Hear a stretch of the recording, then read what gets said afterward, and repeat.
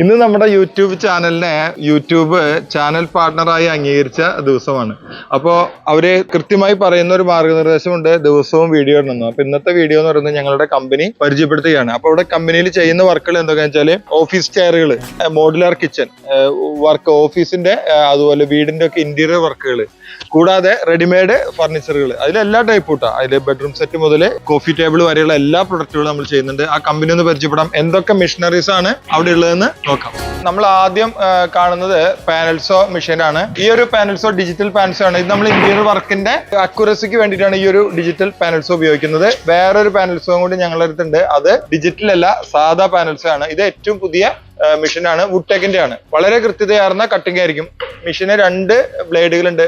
2 ബ്ലേഡുകളുള്ള ഈ ഒരു പാനൽസും ആണ് ഇതിന്റെ കുന്തമന എന്ന് പറയുന്നത് ഇന്റീരിയർ വർക്കിന്. എന്താണെന്ന് വെച്ചാൽ ഇവിടെ 2 ബ്ലേഡ് കാണാനുണ്ട്. ഇതാണ് സ്കോറിംഗ് ബ്ലേഡ്, ഇതാണ് മെയിൻ ബ്ലേഡ്. ഈ 2 ബ്ലേഡുകളും കൃത്യമായി വർക്ക് ചെയ്യുന്നാലാണ് ചിപ്പിംഗ് ഇല്ലാതെ നമുക്ക് ഈ ഒരു ബോർഡുകൾ അല്ലെങ്കിൽ പ്ലൈവുഡുകളൊക്കെ കട്ട് ചെയ്യാൻ പറ്റുള്ളൂ. ചിപ്പിംഗ് വന്നാൽ എന്താ കുഴപ്പം? ചിപ്പിംഗ് വന്നാൽ അതിലൂടെ മോയ്സ്ചർ ഇറങ്ങി, ആ മോയ്സ്ചർ കണ്ടന്റ് ഉള്ളിലേക്ക് ഇറങ്ങി പ്രൊഡക്റ്റുകൾ കംപ്ലൈന്റ് വരാനുള്ള സാധ്യത ഉണ്ടാവും, പ്രത്യേകിച്ച് കിച്ചണൊക്കെ ചെയ്യുമ്പോൾ. ഇതാണ് പ്രസ്സിംഗ് യൂണിറ്റ്. ഇത് കോൾഡ് പ്രസ്സിംഗ് യൂണിറ്റ് ആണ്. നമുക്ക് കൃത്യതയാർന്ന അല്ലെങ്കിൽ കംപ്ലൈന്റ് വരാതെ ചെയ്യണമെങ്കിൽ ഈ കോൾഡ് പ്രസ് ഉപയോഗിക്കണം. ഹോട്ട് പ്രസ് ആണെങ്കിൽ കുറച്ച് ഹീറ്റ് ആയിരിക്കും, വളരെ മൈന്യൂട്ട് ആയിട്ടുള്ള പല പ്രശ്നങ്ങളും വരാൻ ഹോട്ട് പ്രസ്സിന് സാധ്യതയുണ്ട്. അപ്പൊ ഞങ്ങൾ കോൾഡ് പ്രസ് ആണ് ഉപയോഗിക്കുന്നത്. കോൾഡ് പ്രസ്സിൽ പ്രസ് ചെയ്തതിനു ശേഷം ഇവിടെ 40 ഷീറ്റ് വരെ ഒരേ അറ്റ് എ ടൈം പ്രസ് ചെയ്യാനുള്ള സംവിധാനമാണ് കോൾഡ് പ്രസ്സിലുള്ളത്.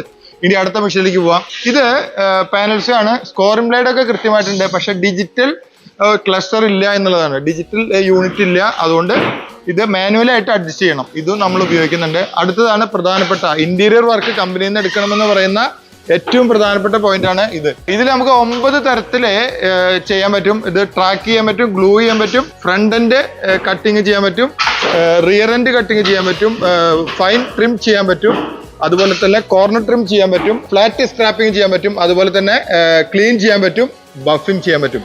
അപ്പൊ ഇത്തരത്തിലുള്ള 9 വർക്കുകൾ ചെയ്യുന്ന ഒരു മെഷീനാണ് ഈ ഒരു എഡ്ജ് ബാൻഡ്, അതായത് ഓട്ടോമാറ്റിക് എഡ്ജ് ബാൻഡ് മെഷീൻ. ഇതിനെ ത്രൂ ഫിറ്റ് എഡ്ജ് ബാൻഡ് എന്ന് പറയും. ഇത് എഡ്ജ് ബാൻഡ് ഇങ്ങനെ ചെയ്യാനുള്ള മെഷീനാണ്. ഇനി അടുത്ത മെഷീനാണ് ഇന്റീരിയർ വർക്കിന് ഏറ്റവും പ്രധാനപ്പെട്ടത്. റഫീഖ് ഭായി, ഏതാ ഇന്റീരിയറിന് ഏറ്റവും പ്രധാനപ്പെട്ട ഒരു മെഷീൻ കൂടി ഉണ്ടല്ലോ? മൾട്ടി ബോറിംഗ് ഹെഡ് മെഷീനാണ്. അതിന്റെ പ്രത്യേകത ഒന്ന് വിശദീകരിച്ചാൽ നല്ലതാണ്. നമുക്ക് മിനിഫിക്സിന്റെ ഹോളുകൾ, അതുമാതിരി തന്നെ ഹിഞ്ചസ് ഹോളുകൾ പെർഫെക്റ്റ് ആയിട്ട് ചെയ്യാൻ വേണ്ടിയിട്ടുള്ള മെഷീനാണിത്. അതായത് സൈറ്റ് വർക്കിൽ വന്ന് ഹോൾ അടിച്ച് ചെയ്യേണ്ട ആവശ്യമില്ല. മിനിഫിക്സ് എന്ന മെക്കാനിസം ഉപയോഗിച്ച് കഴിഞ്ഞാൽ ഹോൾ അടിക്കാതെ എത്ര തവണ വേണമെങ്കിലും നമുക്ക് ഊരാനും അഴിക്കാനും പറ്റുന്ന ഒരു മെക്കാനിസമാണ് മിനിഫിക്സ്. അതായത് ഊരാനും അഴിക്കാനല്ല, ഫിക്സ് ചെയ്യാനും അഴിക്കാനുള്ള സംവിധാനമുള്ളതാണ്. അപ്പോൾ ഈ ഒരു 4 പ്രധാനപ്പെട്ട മെഷീനറീസ് ആണ് ഇന്റീരിയർ വർക്കിന് വേണ്ടത്. ദയവ് ചെയ്ത് വർക്കേഴ്സ് ക്ഷമിക്കുക. നിങ്ങളൊരു ഇന്റീരിയർ വർക്കർ ആണെങ്കിൽ ഇത്തരത്തിലുള്ള മെഷീനറീസ് ഒക്കെ ഉള്ള കമ്പനിയിൽ നിന്ന് വർക്ക് എടുക്കണം. അല്ല, നിങ്ങളൊരു ഇന്റീരിയർ വർക്ക് കൊടുക്കാൻ ആർക്കെങ്കിലും തയ്യാറാണെങ്കിൽ ഇത്തരത്തിലൊരു കമ്പനി വിസിറ്റ് ചെയ്തതിന് ശേഷം മാത്രമാണ് നിങ്ങൾ വർക്ക് കൊടുക്കാവൂ. ഇത്തരത്തിൽ ചെയ്താലാണ് പെർഫെക്ഷൻ സംഭവിക്കുള്ളൂ. മെഷീനറീസിന്റെ അക്യുറസി ഒന്നും കൈപ്പണിക്ക് ഉണ്ടാവുകയില്ല. അത് എത്ര പറഞ്ഞാലും ആളുകൾ അങ്ങനെ തെറ്റിദ്ധരിക്കാനുള്ള ഒരു സാധ്യതയുണ്ട്. പലരും തെറി വിളിക്കാനും കമന്റ് ഇടാനൊക്കെ തയ്യാറാവും. പക്ഷെ ഈ ഒരു എല്ലാ ആക്സസറീസ് ഉണ്ടെങ്കിലും, എല്ലാ വർക്കുകൾ ഉണ്ടെങ്കിലും നമുക്ക് ഇതുപോലുള്ള ലേബേഴ്സിന്റെ, കാർപ്പന്റേഴ്സിന്റെ ആവശ്യമുണ്ട്. ഒരാളുടെയും പണി പോവില്ല. എന്ന് വെച്ചാൽ കമ്പ്യൂട്ടർ വന്നപ്പോ അക്കൗണ്ടന്റിന്റെ പണി പോയോ?